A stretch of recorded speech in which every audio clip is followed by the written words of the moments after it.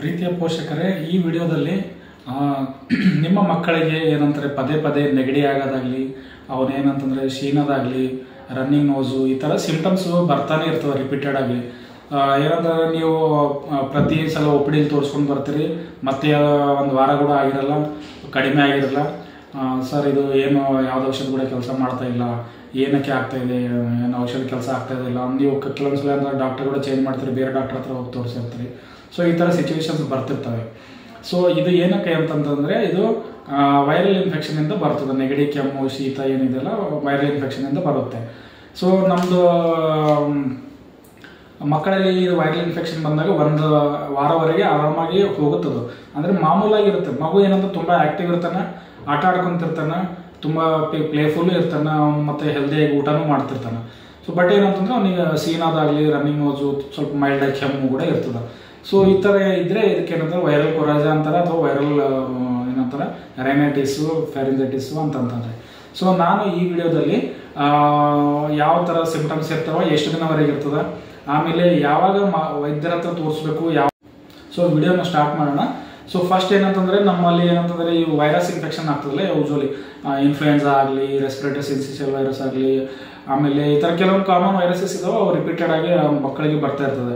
ಮಗು ಏನಂತ so symptoms ಯಾವ ಥರ ಇರುತ್ತೆ ಅಂತಂದರೆ ರನ್ನಿಂಗ್ ನೋಸ್ ಇರ್ತದೆ, ಮೂಗಿಂದ ಸಿಂಬಳ ಬರ್ತಾ ಇರ್ತದೆ, ಆಮೇಲೆ ಏನಂತಂದರೆ ಸ್ವಲ್ಪ ಸೀನದು ಜಾಸ್ತಿ ಆಗುತ್ತೆ, ಆಮೇಲೆ ಸ್ವಲ್ಪ ಗಂಟಲು ನೋವು ಅಂತಿರ್ತಾನೆ, ಆಮೇಲೆ ಕೆಮ್ಮು ಕೂಡ ಇರ್ತದೆ, ಮತ್ತು ಫೀವರು ಇರುತ್ತೆ. ಸೊ ಏನಂತಂದರೆ ನೀವು ಮನೆಯಲ್ಲಿ ಇರ್ತಕ್ಕಂಥ ಉಪಕರಣಗಳನ್ನು ಯೂಸ್ ಮಾಡ್ಕೊಂಡು, ಅದು ಸ್ಟೀಮರ್ ಇರ್ಬೋದು, ಅಥವಾ ಪ್ಯಾರಾಸಿಟಮಾಲ್ ಔಷಧಿ ಇರ್ಬೋದು, ಅಥವಾ ನೀವು ಮಗುವಿಗೆ ಏನಂತಂದರೆ ನೋಸ್ ಬ್ಲಾಕ್ ಆಗಿದ್ದರೆ ಸೆಲೈನ್ ಡ್ರಾಪ್ಸ್ ಆಗಲಿ, ಆಮೇಲೆ ಗಾರ್ಗ್ಲಿಂಗ್ ಮಾಡಿಸೋದು. ದೊಡ್ಡ ಹುಡುಗ ಇದ್ದಾನಂತಂದರೆ ಅವನಿಗೆ ಉಪ್ಪು, ಬಿಸಿ ನೀರಿಗೆ ಉಪ್ಪು ಹಾಕಿ ಗಾರ್ಗ್ಲಿಂಗ್ ಮಾಡಿಸೋದು. ಆಮೇಲೆ ಸ್ವಲ್ಪ ಏನಂತಂದರೆ ಹನಿ, ಜಿಂಜರು, ಶುಂಠಿ ಕಾಢ ಮಾಡಿಕೊಡೋದು. ಈ ಥರ ಮಾಡೋದ್ರಿಂದ ಏನಂತಂದರೆ ಯೂಸ್ ಆಗುತ್ತೆ.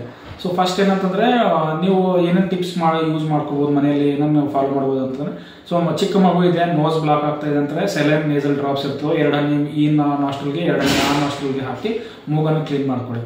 ಸೊ ನೆಕ್ಸ್ಟ್ ಏನಂತಂದರೆ ಸ್ವಲ್ಪ ಏನಂತಂದರೆ ತುಂಬ ಏನು ವಾಮ್ ಆಗಲಿಂದ ಮಸಾಜ್ ಮಾಡ್ಬೋದು. ಅದರಿಂದ ಏನಂತಂದರೆ ಸ್ವಲ್ಪ ರಿಲೀಫ್ ಆಗುತ್ತೆ ಮಗುವಿಗೆ.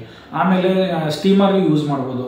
ಸೊ ತುಂಬ ದೊಡ್ಡ ಮಗು ಇದೆ ಅಂತಂದರೆ ಸ್ಟೀಮರ್ ಯೂಸ್ ಮಾಡ್ಬೋದು. ಬಟ್ ಚಿಕ್ಕ ಮಗು ಇದೆ ಅಂತಂದರೆ ತುಂಬ ಹುಷಾರಾಗಿರಿ, ಅದರಿಂದ ಏನಂತ ಬರ್ನ್ಸ್ ಆಗುವಂಥ ಚಾನ್ಸಸ್ ಕೂಡ ಇರ್ತದೆ. ಸೊ ಇಲ್ಲ ಅಂತಂದರೆ ನೀವು ಏನಂತಾರೆ 1-2 ವರ್ಷ ಮಗು ಇದೆ ಅಂತಂದರೆ ಬಾತ್ರೂಮಲ್ಲಿ ಅಥವಾ ಎಲ್ಲೋ ಒಂದು ಕ್ಲೋಸ್ ರೂಮಲ್ಲಿ ಸ್ಟೀಮರ್ ಆನ್ ಮಾಡಿಬಿಟ್ಟು ಒಂದ್ಸಲ ಏನಂತಂದ್ರೆ ತುಂಬ ರೂಮ್ ಎಲ್ಲ ಸ್ಟೀಮ್ ಇದು ಆದಮೇಲೆ ನೀವು ಮಗುಗಲ್ಲಿ ಸ್ವಲ್ಪ ಹೊತ್ತು ಹೋಗಿ ನಿಂದಿರಿಸ್ಬೋದು. ಸೊ ಅದರಿಂದ ಏನಂತಂದ್ರೆ ಇದು ಬರ್ನ್ಸ್ ಆಗುವಂಥ ಅಥವಾ ಏನಂತ ಬಿಸಿಯಿಂದ ಸುಡುವಂಥ ಏನಂತ ಚಾನ್ಸಸ್ ಕಡಿಮೆ ಆಗ್ತದೆ.